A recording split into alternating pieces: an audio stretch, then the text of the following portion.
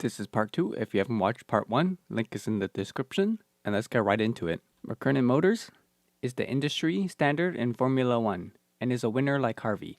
Avery McKernan was the first client Harvey brought into the firm, but Avery died 3 months ago. Now that Harvey is a senior partner, Mike will be handling all the paperwork for McKernan Motors. Harvey brought Mike to McKernan Motors to meet Robert Stenslin, the new CEO, and Dominic Barone, who is the designer and producer of the engine. Robert gives Mike a test, and he passed it with ease. Robert wants to move the manufacturing overseas to save on the cost while retaining the name. Harvey doesn't like what Robert is doing because the assets are not the name, but the quality of the engine, and wants Mike to go over the bylaws to get rid of Robert. After going through the bylaws, after a CEO dies, an intern CEO will be appointed until the board elects a new CEO. But Robert isn't the CEO yet, so whatever he proposed to the board won't be valid. At the meantime, Harvey has until Thursday to find a new CEO. Harvey is annoyed because he can't find any good CEOs for McKernan, so Mike suggested Dominic. Jenny slaps Mike for ghosting them and asks Mike to help Trevor. Mike goes to Granny to ask for advice, and she was like, "Screw Trevor." To move forward. Jessica asks Harvey why the deal isn't moving forward, and Harvey tells Jessica that Robert is trying to destroy the gold mine within 5 years by going overseas. Jessica tells Harvey to close the deal.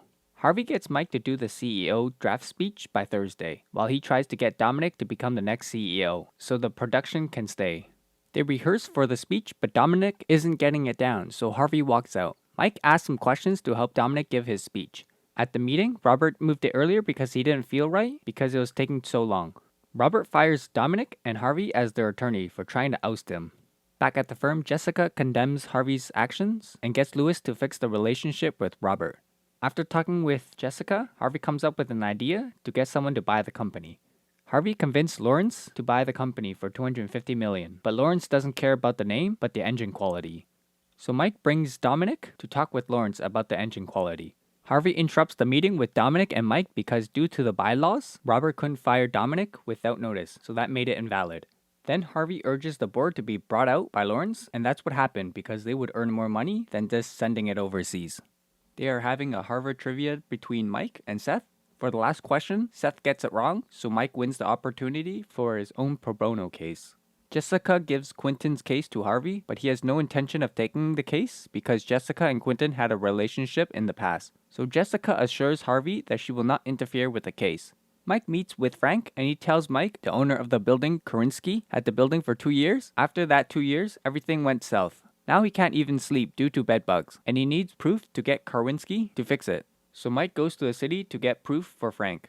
At the counter, Mike tries to get the worker to send someone, but she says it will take 2 weeks. So Mike threatens her while impersonating Harvey to get things through. Korinsky shows up at Frank's place to start the eviction, and Mike notices that Korinsky didn't want to come in.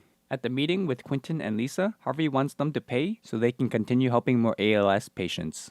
Colin Church scheduled a shakedown with Harvey for the victims that won't be living that long after taking the treatment. They leave because Colin is extorting them for more money.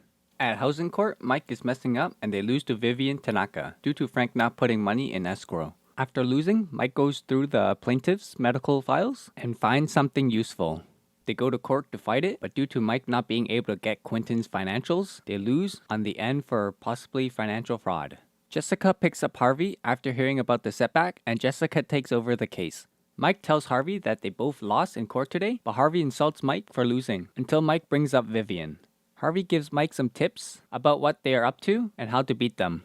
Mike finds out from housing department in the year prior to his remodeling, each tenant that couldn't buy into the conversion ended up with complaints to drive them out. So Mike and Rachel checks out a room and ask for some of the older tenants that paid for the conversion. Jessica had a talk with Quentin, and Jessica tells Harvey that Quentin needs the drug to work because Quentin has ALS. At the deposition with Lisa, she explains that Quentin didn't look like himself until he took the test trial drug and got better. In the trial test, 1 out of 100 showed liver damages, so she took them out of the trials and never told Quentin about it. Jessica gives Quentin an alternative instead of throwing Lisa under the bus by joining the plaintiff as one of them and starting a new company. Quentin doesn't like the idea, so Harvey comes up with an idea.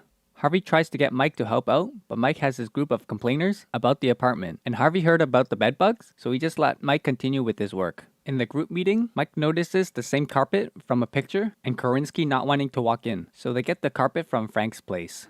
At Harvey's meeting, they bring up all the plaintiffs and show what Quentin was going through with ALS, and expresses to the plaintiff that he wanted to help everyone that had ALS, to help them prolong their lives, but he can't do that if he needs to pay the compensation that they are asking for. So Harvey tells them that they'll get shares of the company to help the company stay afloat, to help many more with ALS, and they all agree to the deal. After Harvey's case, he goes watch Mike to see him beat Korinsky and Vivian with a garbage bag. Inside of it was part of the carpet. When Mike takes out the carpet, Korinsky is freaking out to get rid of the carpet because the carpet was filled with bed bugs, and Korinsky installed it into Frank's place to drive Frank out. So now Mike beats them and asks for compensation. Mike tries to ask Rachel out, but she denies him because she doesn't date anyone in the office.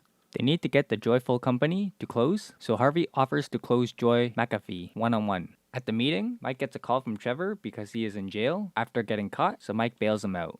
Trevor tells Mike that he quit selling, but is broke, so he'll pay him back later, and Jenny broke up with him. So he wants to get his act together, like Mike did. Harvey is waiting for Mike for the paperwork to close a 9-figure deal, but Mike shows up late. Harvey's driver, Ray, brings them to a meeting, but along the way they get into a car accident with a taxi driver named Harry, and both drivers were about to fight until police shows up. Harvey gets Mike to babysit Joy while Harvey is dealing with the car accident. Joy trolls Mike with her dolls before explaining why the company started because dolls were usually made from their mothers and not some cheap plastic made in China. Mike tells how little time he has with Granny, and then Joy has a change of mind to have less on her plate. So now Harvey has to fix Mike's mistake and gets served from Harry from the car accident. Harvey pays Harry a visit and then threatens to represent Ray himself if it goes to court. Harry doesn't back down and the battle is on.